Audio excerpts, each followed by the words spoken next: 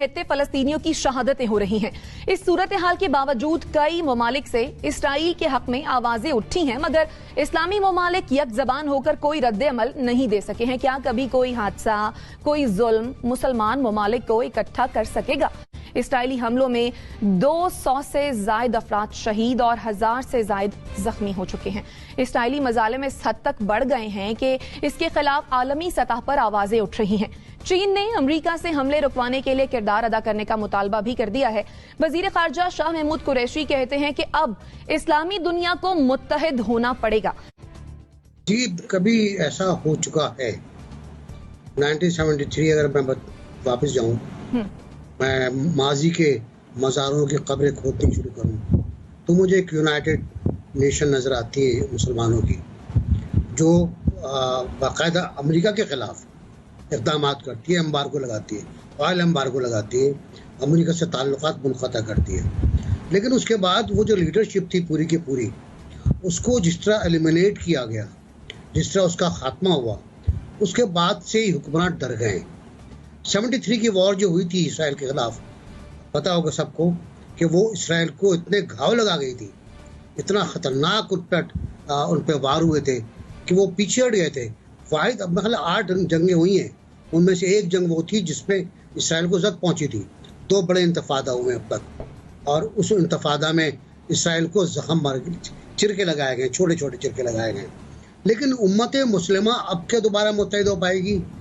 मेरा ख्याल है नहीं, ये सब लफाजी है। और जो हम कहते हैं ना कि मिल्लत इस्लामिया, मिल्लत मुस्लिमा, मिल्लत एक जिस्म, और बस ये अब लफ्ज़ रहे हैं, ये खाली खूली लफ्ज़ हैं, इनका आप ढोल पीटते रहते हैं, मुस्तकिल बजाते रहते हैं, है नहीं ये, इनका वजूद नहीं है। अब देखें ना, हमारे वज़ीर ख़ारजा साहब, हम एक ज़माने में स्कूल जाया करते थे, तो हम 4 दोस्त इकट्ठे जाते थे और एक दोस्त एक दूसरे का इंतज़ार करता था। बिल्कुल वही हो रहा है, तुर्की जाके बैठ गए, इंतज़ार कर रहे हैं फ़लस्तीन के वज़ीर ख़ारजा का। भाई वो नहीं आने देगा उनको, इसराइल निकलने नहीं देगा गज़ा से उनको। वो अगर निकलने दिया तो बहुत देर में निकलने देगा। तो भाई आप सीधे सीधे न्यूयॉर्क चले आते, वहाँ लॉबिंग करते आप, हम तो साथ जाएंगे, एक क्लास में बैठेंगे, एक सीट पे बैठेंगे। बचपना हो रहा है ये। OIC की करारदाद देख लीजिएगा आप, जो आपने परसों बहुत धूम धड़के से हमने ब्रॉडकास्ट भी की थी। कौमी असम्बली की करारदाद देख लीजिए, क्या है इसके अंदर? बर्दाश्त नहीं करेंगे, मजम्मत करते हैं, ये नाकाबिल कबूल है हमारे लिए। हम के बाद सन्नाटा है, खामोशी है। हम क्या करेंगे? हम कुछ नहीं करेंगे, बाकी मर्जी इसराइल की है, वो जो चाहे करे। इसराइल उस वक्त जंग रोकेगा जब अपने मकासद हासिल कर लेगा, और ये अमरीकी कोशिश है। 3 बार वो रेजोल्यूशन डेफर करा चुका है। एक मुखालफत अगर हो जाए तो रेजोल्यूशन पुट नहीं करते सलामती कौंसिल में, 3 बार करा चुका है। जब तक उसके मकासद हासिल ना हो जाए, गजा में सारा इंफ्रास्ट्रक्चर तबाह ना कर दे, वो एक नस्ल का और खात्मा ना कर दे, उस वक्त तक कुछ नहीं होगा, फिर सीज़फायर हो जाएगा। ठीक हो गया, यानी बातें की जा रही हैं, मुजम्मतें की जा रही हैं, लेकिन आगे भी कुछ करना चाहिए और आगे भी बढ़ना चाहिए। जनरल साहब, आप क्या कहेंगे? एक मर्तबा पहले तो मुस्लिम उम्मा इकट्ठी हुई, लगता है कि दोबारा इकट्ठी होगी इस मामले पर? बिस्मिल्लाहिर्रहमानिर्रहीम। देखिए, इस वक्त डिवीजन जो है वो बड़ी गहरी हैं। अभी तक यमन का मसला हल नहीं हो सका, और यमन की वजह से ईरान और अरब मुल्कों में एक बहुत बड़ी डिवीजन थी। फिर इजराइल की रिकग्निशन करनी शुरू कर दी अरब मुल्कों ने, खासतौर पे ये जो गल्फ के कंट्रीज हैं, और बहरीन और UAE की रिकग्निशन जो है वो तो खास तौर पे इजराइल की बहुत बड़ी अचीवमेंट थी, क्योंकि उसने अपने आप को प्लेस कर लिया ईरान के सामने। ईरान उसकी रीच में आ गया है, और यहाँ से वो इंटेलिजेंस भी गैदरिंग कर सकता है, अपना इक्विपमेंट भी एम्प्लॉय करेगा। अगर ये मुल्क उसको कम अज कम अपने सफीर बुला लेते और कहते कि जी हम ये प्रोसेस रिकग्निशन का रिवर्स कर रहे हैं, तो उसको बहुत बड़ा झटका लगता। लेकिन ये कोई ऐसा इंडिया नहीं दिया उन लोगों ने कि ये करेंगे वो। और दूसरी तरफ ये है कि ईरान के साथ भी इनके मामला तय नहीं पा सके, ठीक नहीं हो सके। फलस्तीन को उन्होंने बहुत अरसे से अबंडन कर दिया होता, तकरीबन सारे मुल्कों ने।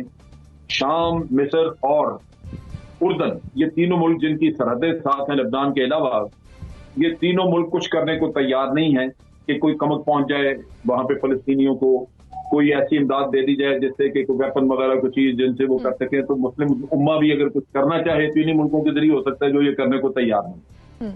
तो नतीजा ये कि आज तमाम मुल्क जो है वो एक नफ्सा नफ्सी के आलम में है। इस्लामी मुल्क जितने भी हैं अपने मुफादात की रोशनी में फैसले कर रहे हैं और अंदरूनी तौर पे इतनी ज्यादा डिवीजन्स हैं कि इसको बढ़ते इनको अगर कल को प्रोसेस ये हो भी जाए शुरू ईरान के साथ या और बाकी मुल्कों के साथ, तो इसको बड़ा वक्त लगेगा कि ये यमन की जंग बंद हो, अरबों का और ईरान का कोई मसला हल हो, या इराक के अंदर जो शिया सुन्नी इशू चल रहा है या शाम के अंदर चल रहे हैं, ये चीजें रिजॉल्व हों, इसको लगेगा बड़ा टाइम। तो उस वक्त तक तो ये सारा कुछ हो जाए। तो इस वजह से ये तवक्को रखना कि ये लोग कभी इकट्ठे होंगे इस्लामी मुल्क और ये कुछ करेंगे, ये तो मुमकिन लगता नहीं है। और अमेरिका ने डेफिनेटली, जो अभी नासिर भाई बात कर रहे थे, अमेरिका तो उस वक्त तक कुछ नहीं होने देगा जब तक कि इजराइल अपने मकासद पूरे नहीं कर लेता। जरूरत इस बात की है कि जो टर्की ने अपनी प्रपोजल दी है कि एक प्रोटेक्शन फोर्स वहां पे लगाई जाए जो कि जो इनको फलस्तीनियों को प्रोटेक्शन मुहैया करे, वो चीज है जिसको परसू करना चाहिए।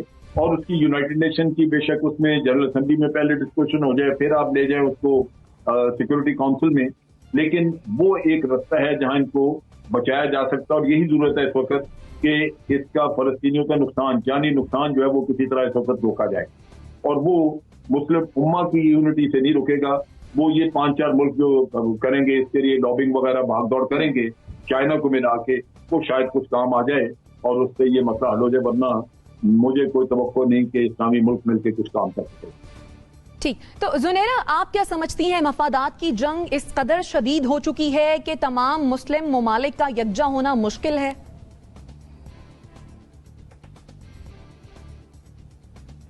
डेफिनेटली। देखिए, फॉरेन पॉलिसी या फॉरेन रिलेशंस जो होते हैं उसमें जियो पोलिटिकल रियलिटीज़ इंपॉर्टेंट होती हैं, उसमें इकोनॉमिक्स इंपॉर्टेंट होती है, इसमें एक क्रॉस ओवर होता है कॉस्ट एंड बेनिफिट का। इसमें थियोलॉजी या आइडियोलॉजी की कोई जगह नहीं होती। ये सिर्फ आम आदमी को सुनाने के लिए बातें होती हैं। हर मुल्क अपने इंटरेस्ट देखता है। अगर पर्टिकुलरली इस्लामिक वर्ल्ड की बात करें तो इस्लामिक वर्ल्ड बाइपोलर है, डिवाइडेड है, क्योंकि कोई एक मुल्क भी किसी भी लिहाज से स्ट्रेटेजिकली इतना स्ट्रांग नहीं है कि वो ऑन इट्स ओन खड़ा हो सके। नतीजा क्या है, उन्हें साइड्स पिक करनी पड़ती हैं। रशिया की साइड पिक करनी पड़ गई सीरिया के केस में, और अगर आप सऊदी अरेबिया को देखें तो उन्होंने यूएस की साइड पिक किया है। This is just an example. अब जब आपका कलेक्टिव जो ऑर्डर है मुस्लिम्स का वो डिपेंडेंट है दूसरे कंट्रीज पे, तो फिर हाउ डू वी एक्सपेक्ट कि वो किसी भी मामले पे इकट्ठे हो के कोई ऐसा डिसीजन ले सकेंगे जिसका इम्पैक्ट हो टू द आउटर वर्ल्ड। सो इसलिए ये पॉसिबल नहीं है, ये रियलिटी है, इसको मान लेना चाहिए। OIC तो आज तक ये भी नहीं कर सकी कि जो इंस्टीट्यूशनलाइज्ड डिस्क्रिमिनेशन हो रही थी दुनिया में, अभी भी हो रही है, रोहिंग्या मुस्लिम्स के साथ जो कुछ हो रहा था, थाईलैंड में जो कुछ हो रहा था, उन्हीं पे कोई एक्शन ले लेती, उन्हीं पे कोई डेलीगेशंस भेज के कोई मॉडरेटर का रोल, ब्रोकर का रोल प्ले कर देती, जो कि बहुत माइन्यूट लेवल होता है। तो अगर वो भी नहीं कर सकी तो पैलेस्टाइन का इशू तो बहुत बड़ा इशू है।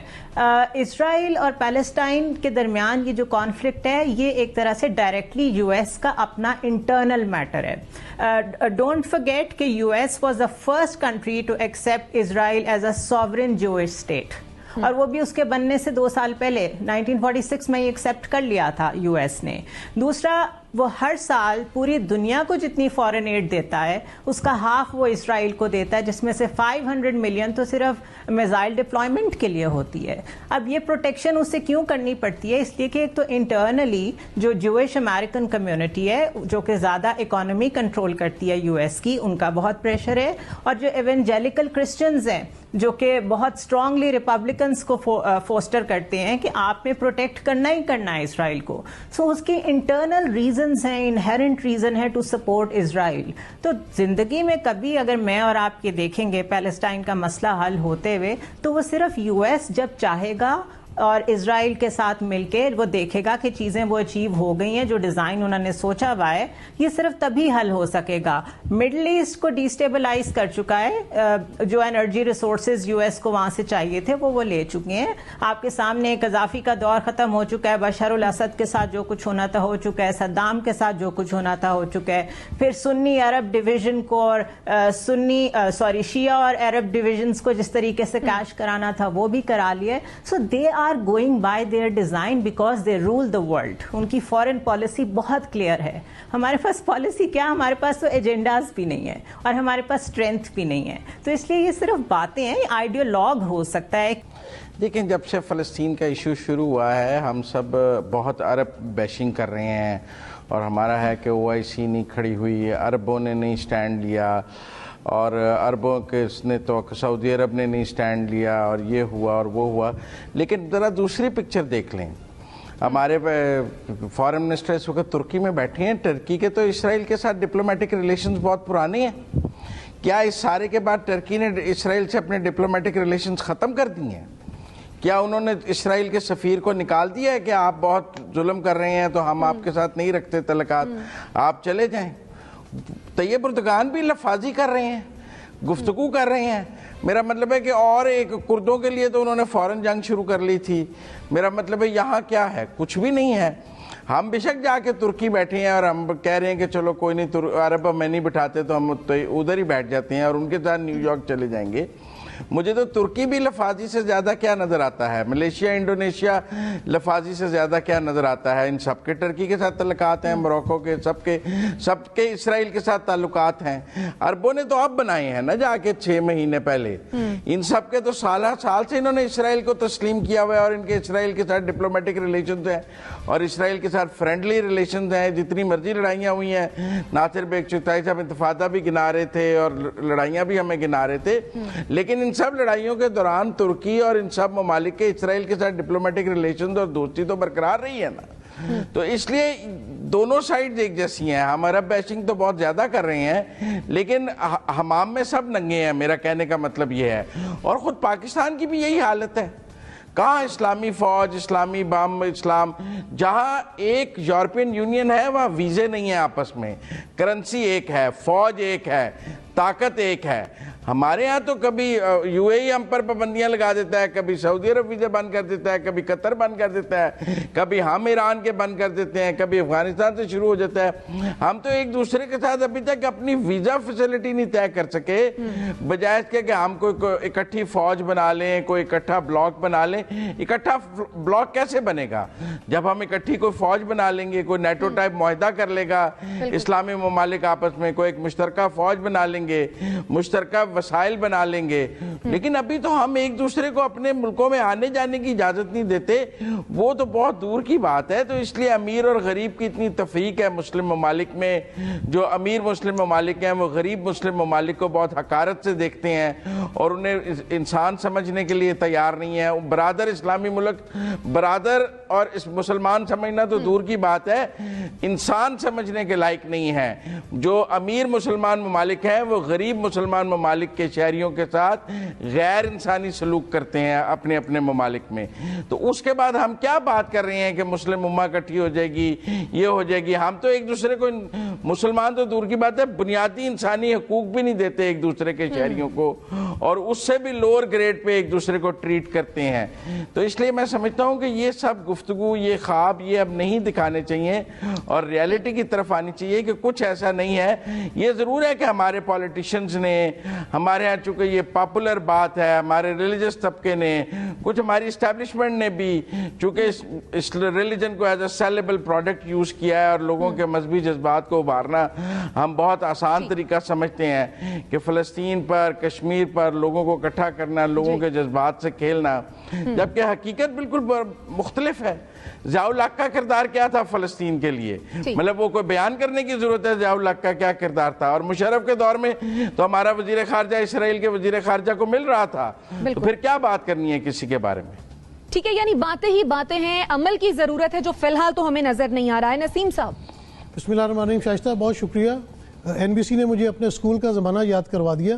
میں اس وقت بہت چھوٹا تھا، اسکول میں تھا، جب ہم لاہور ایئرپورٹ پہ یہ جو ہماری اسلامی سربراہی کانفرنس ذوالفقار علی بھٹو جو اس وقت کے وزیر اعظم تھے انہوں نے بلائی تھی، تو ہم ریسیو کرنے ان کو جاتے تھے. تو وہ چھوٹے تھے لیکن ذہن میں آ رہا تھا جیسے کہ اپنا ہماری جو مسلم امہ ہے وہ اکٹھی ہو رہی ہے، ایک طاقت بنتی چلی جا رہی ہے. لیکن جیسے NBC نے کہا کہ وہ کیا حشر ہوا، آپ نے دیکھا کہ اس وقت جو اپنا ہمارے سعودی عرب کے کنگ تھے شاہ فیصل، وہ کہاں گئے، ایدی امین، انور سادات، اس کے بعد آپ نے دیکھ لیا کہ کرنل قذافی کا کیا حشر ہوا، اور اس کے بعد ذوالفقار علی بھٹو جنہوں نے بلائی تھی وہ کانفرنس اور پاکستان میں ایٹمی بم کی بنیاد رکھی تھی، ان کے ساتھ کیا ہوا. تو یہ صرف اب خواب والی باتیں رہ گئی ہیں. اب مسلم امہ ایک ہو ہی نہیں سکتی کیونکہ اب تو معاشی انٹرسٹ بھی ساتھ ساتھ شامل ہو گئے ہیں. پہلے بات اور تھی، اب تو بالکل یہ صرف عوام کو خوش کرنے والی بات ہے کہ آپ ایکٹیویٹی دکھا رہے ہیں کہ آپ ٹرکی چلے گئے، آپ نے بیان دے دیا، قومی اسمبلی میں آ کے اپوزیشن لیڈر نے ایک تقریر جھاڑ دی، جب وہ حکومت میں تھے تب انہوں نے کیا کر لیا. یہ بیچارے بھی کچھ نہیں کر سکتے کیونکہ ہم کمزور ہیں. امریکہ سپر پاور ہے اور اسرائیل کے پیچھے امریکہ کھڑا ہوا ہے. امریکہ نے آپ نے دیکھا کہ جو سیکنڈ سپر پاور تھی رشیا، اس کا کیا حشر کیا، اس کو ٹکڑے ٹکڑے کر دیا. تو اصل میں جنگ آپ کی امریکہ کے ساتھ ہے جو کوئی بھی نہیں لڑ سکتا. آپ ان کو مسلز بھی نہیں دکھا سکتے کسی بھی موقع پہ کیونکہ وہ آپ سے ورلڈ بینک سے پابندیاں لگوا دے گا، IMF سے پابندیاں لگوا دے گا، UN انہوں نے اپنے گھر میں بنا رکھا ہے اپنے مفادات کے لیے. تو وہاں پہ آپ کچھ بھی نہیں کر سکتے.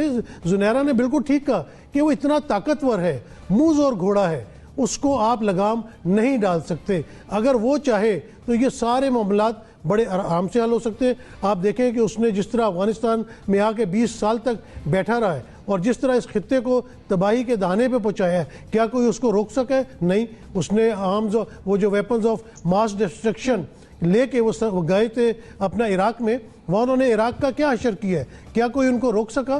تو ہم لوگ کچھ بھی نہیں کر سکتے. ہم لوگ صرف یہ ٹی پارٹیز اور یہ اس طرح کے جو اپنی میل ملاقات ہے، یہ ٹی وی پہ دکھانے کے لیے، لوگوں کو خوش کرنے کے لیے یہ باتیں تو ہو سکتی ہیں لیکن ان کا دور رس نتائج کچھ بھی نہیں نکل سکتا جب تک یہ متحد ہونے والی بات 56 ممالک ہیں مسلمانوں کے پوری دنیا میں، اگر واقعی یہ سب متحد ہو جائیں آپس میں تو یہ ایک بہت بڑی دیوار بن سکتے ہیں، بہت بڑی طاقت بن سکتے ہیں. لیکن ان کے آپس میں اتنے ڈفرینسز ہیں، جیسے ابھی شیعہ سنی کا بھی ذکر ہوا، اتنے فرقوں میں بٹ چکے ہیں کہ یہ بالکل کچھ بھی نہیں کر سکتے. اور فلسطین کے آس پاس جو اسلامی ممالک ہیں وہی ان کی کوئی مدد کرنے کو اگر تیار نہیں ہے تو جو کمند ہے وہ تو وہیں سے پہنچے گی نا. تو بس یہ صرف مجھے لگتا ہے کہ نیوز میں آنے تک کی باتیں ہیں اور اپنی اپنی عوام کو خوش کرنے والی باتیں. کچھ بھی نہیں ہوگا، فلسطینی عوام بیچاری اسی طرح پستی رہے گی اور دنیا جو ہے وہ یہ تماشا دیکھتی رہے گی.